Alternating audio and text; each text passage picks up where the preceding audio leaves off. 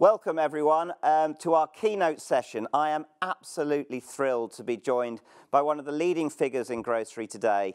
He is the leader of an organisation that has, in so many ways, come to define the very best qualities of how retailers responded to the COVID-19 crisis in the last 12 months. A huge welcome to the Chief Executive of Morrisons, David Potts. Starting in the industry at just 16 years old, his inspirational career has taken him from the shop floor to CEO on an aspirational journey that the UK retail industry is so famous for.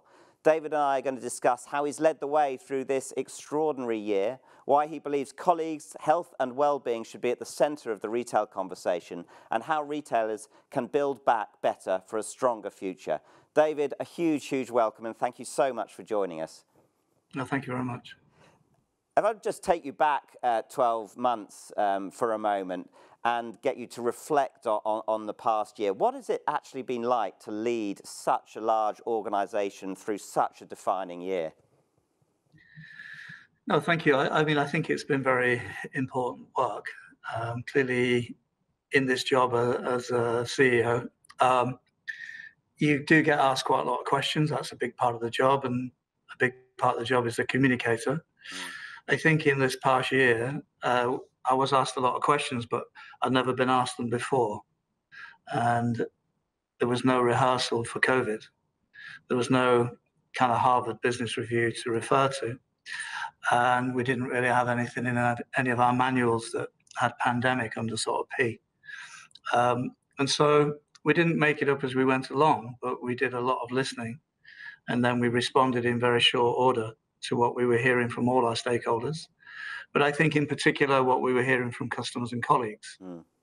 And then on the communication side, it was something about everyone in the organization communicating all the time, really, and listening and responding. But in my role, what I said to our people was, look, please come to me with only things that only I can answer, only I can give the decision on. Yeah.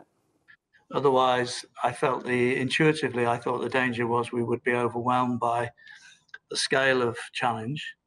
And so what happened as a result of that, people kind of stepped up all the way through the company. They all sort of stepped up a gear, stepped up a work level, stepped up in their strength. And then that left me with, some decisions to make that affected probably millions of thousands of people. And I think in the end that has worked. And if I may say, we could come to it, but I think the third thing is we decided that we would work hard to make sure nobody was left behind in the communities we serve, which on the one hand is an impressive soundbite, and on the other hand, it is actually what we did. Yeah. And there are many examples of keeping the food bank stocked, and being there for the National Health Service and many other things that our own people believed that, yes, genuinely they were there to feed the nation, and genuinely it was going to be more than their jobs to do that. It was just they had to give everything, leave everything on the pitch in order to deliver on that promise to ourselves, to their families, and to Britain. I mean, extraordinary story, really. When you look back on it, it's hard to imagine quite what a change that has been for an organisation, and very inspiring to hear you talk about it in that way. How important was that renewed sense of purpose to, right, we're actually here to do more than just retail, we are here to feed a nation? How important was that to colleagues in terms of getting them to respond? They became key workers overnight, didn't they, almost? They did, yeah. I think that was an important moment when the Prime Minister made that remark and made that decision. Then I think it galvanised the whole industry, the food retail industry of the UK, and certainly the Morrisons people. I think in our case, the idea that our purpose in pandemic was to play our full part in feeding the nation, and it would be more than our jobs. That moment that we communicated that, it cut through everything. Yeah. And it galvanized, at that stage, 96,000 people that grew to 144,000 people, now 125,000 people. In that moment, it galvanized everybody against a cause that was greater than we could have imagined in a goal that was more important than any of us could have considered. And it seemed to legitimize everything. And certainly for our own people, many thousands of people providing great service throughout their lives, but on, £9.20 an hour, they were going home to their families and friends and saying, well, yes, the Prime Minister said stay home, but what he meant was stay home apart from us. Yeah. You continue to go to work, you continue to work amongst a public you've never met before, you'll never meet again, within a pandemic, that nobody understood. We're all fluent in COVID now, but nobody understood pandemic or COVID or these kind of things. So I think the key thing was to mobilize the people in an effort to play their part in challenging and being part of a cause that was greater than we were able to write down. And I think that moment did that. And so we kept building on that, and we engaged as many people as we could to let us know straight away how we could provide for safer working and safer shopping by releasing capex cash, investing in our people, these kind of important things we could make decisions on. Yeah. And your role in this was, as you said, you described yourself as important that you were listening. Yeah. And obviously there's beyond just that initial moment of communication, I'm assuming that there became a very structured way of talking to and communicating to your people to maintain that sense of purpose. But could talk about that a little bit more. What was that like over the months as we were going through lockdown, then came out and then back into it? I think our communication plan, which was omnipresent, gave us very tight deadlines, daily, nightly. And Claire Granger, she's our people leader for everything. She communicated every night to everyone. We had a thing called Ask Cody. Cody is one of our talent group of young people. And Cody was going around the business asking people how it was going, what was their issues. She was feeding them back to us sort of real time. And then another young lady called Mel took over from Cody when Cody was on the front line. And so we kept that personality in the business. It's like Sophie on Sky News. Then Cody kind of became part of what we were doing. I would be like in the background because I would have to, in the end, make those decisions only I could. Yeah. But then the strength of the communication to our people was because we had made those decisions. And they got a sense that we were making the right decisions. But we were only making the right decisions because we were listening hard and assessing what we should do with our own people. So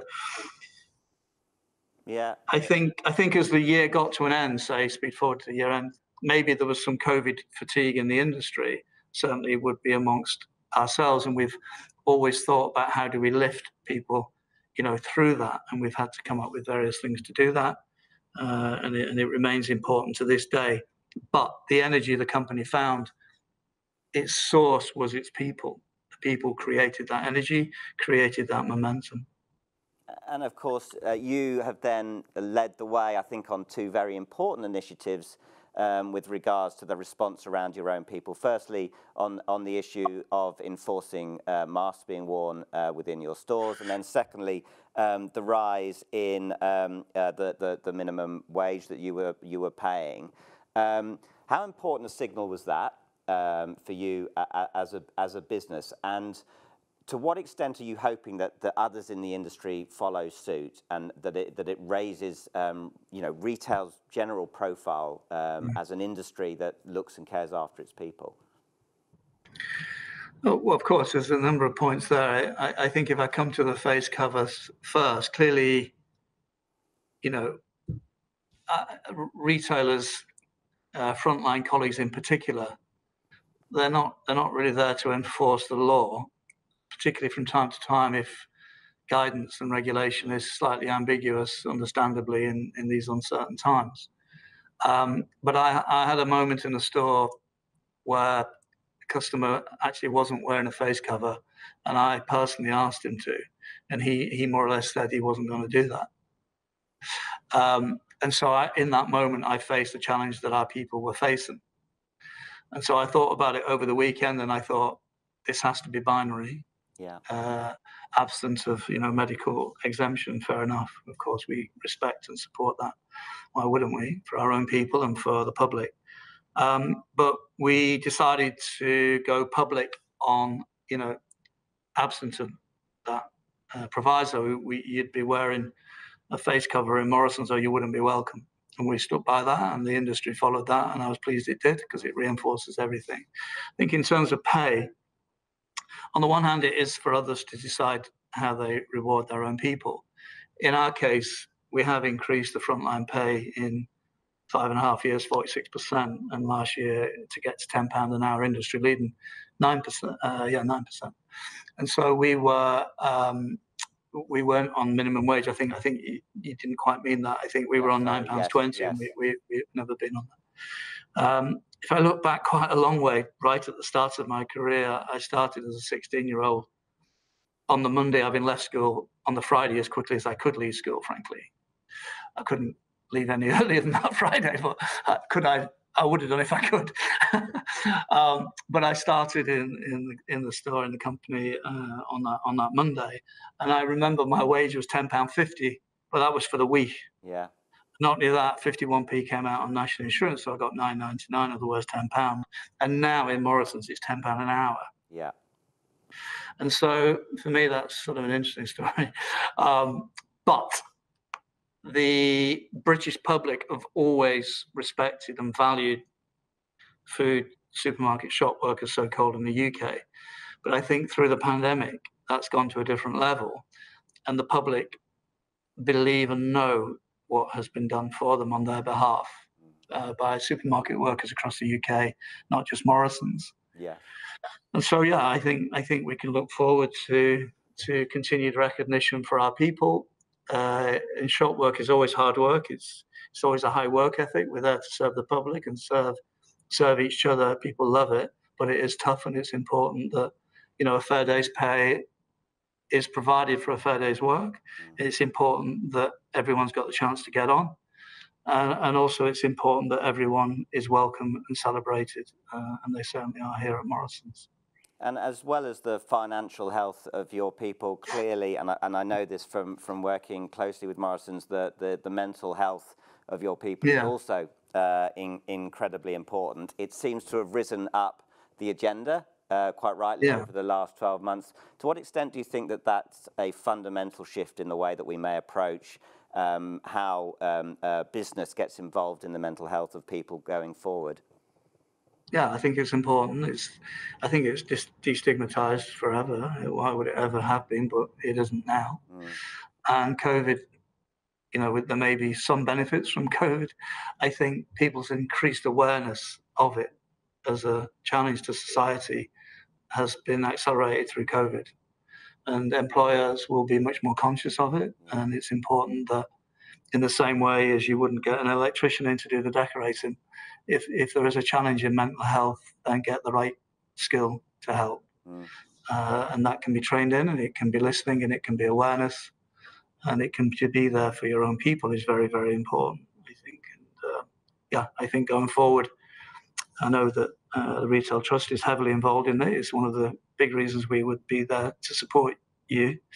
It's important that all of us in the industry recognise that it's a position of strength to acknowledge, a position of strength to speak up, and to tackle these very real issues.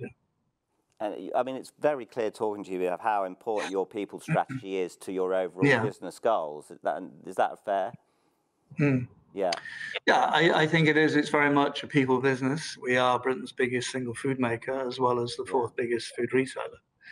We are British farming's single biggest supermarket customer. So we've got a lot of reach back into the fabric of this country in order to provide food for the people of Britain. And therefore, everything we do is about people. Everything we do is about people. It's a very competitive market. We work very well together through the pandemic, all the retailers within the bounds of competition, but we are very competitive, and a lot of our success will always come because our own people provide that extra level of service.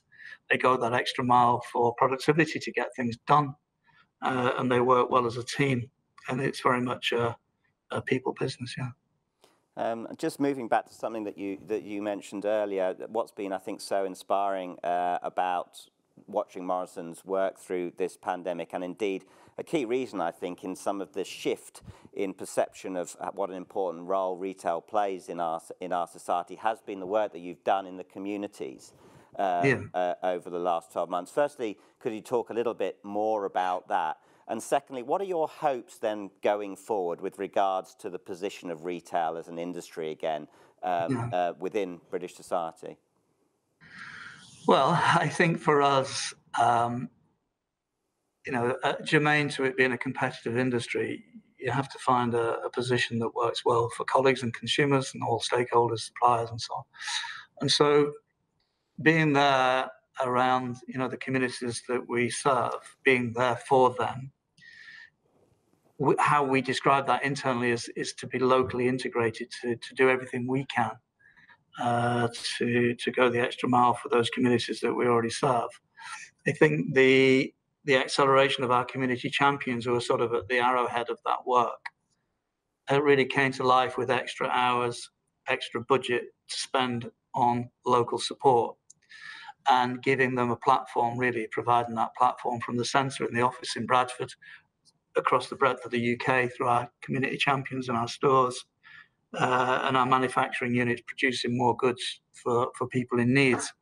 I think all of these things just accelerated. Yeah. And it should be a lead indicator of loyalty and performance, of course. Why wouldn't it be?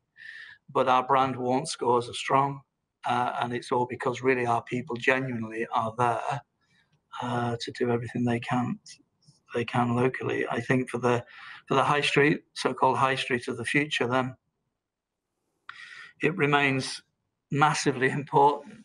And I think perhaps pre-COVID, people perhaps thought technology and online may replace the high street in some way. But I think perhaps what society have discovered through COVID is they quite like going out meeting each other. And that can take place in supermarkets in the high street. Clearly, the high street has to recycle all its space around resi, around work, around pleasure, around gifting and shopping and consuming. And so I think there's a merging of society's needs going on. The high street can be part of that, a major part of that. Safe, easy access, modernised, well lit. These kind of things are really quite important. I don't think it'll happen on its own.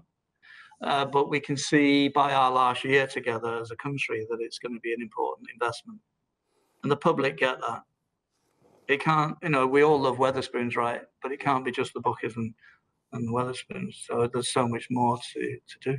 Yeah, and you've spoken quite passionately, I think, about some of the drivers that could create a renaissance around retail as a result of this pandemic. How do we keep that momentum going as we come out the other side of this? I think we provide investment, which can help us in recession.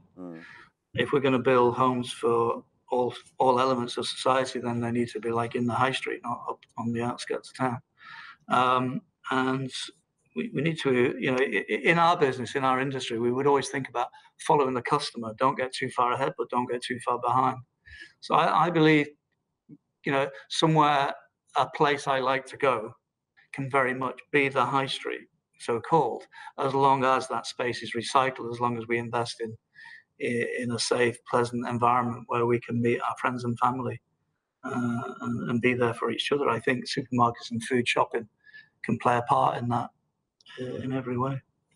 And finally, David, as we start to emerge from this crisis and get to some sort of place of normality again, whatever that looks like, what role do businesses like yours have to play in a society that allows us to build back in a better way? Well, I think anything's possible. I can see the sun shining in Bradford today, so something's going on. But I think everything is possible to sort of build on that real sort of renaissance of the British supermarkets, on that feeling of empathy from the British public that we were there when everybody else was closed. I think has to be a massive opportunity for the industry. and we mustn't step over that because we've been missing a trick, right? Yeah. And we Morrisons want to be part of that, but so does the industry. And yeah, I think it's one of those things. It's not about how you get knocked down during the pandemic. It's about how you get up, and I think we've stayed up throughout. Absolutely. Look, David, it's been absolutely fascinating talking to you. Thank you for giving up so much time to support this cause. And but on behalf of everyone at the Retail Trust, but I think everyone across the UK as well, a huge thank you to you and all the colleagues at Morrisons for the amazing work that you've done over the last 12 months. It really has been inspiring. I firmly believe there will be a renaissance in retail, and Morrisons has played an enormous part in making that happen. So thank you, and thank you for being with us today. No, thank you, and best wishes. Thank you.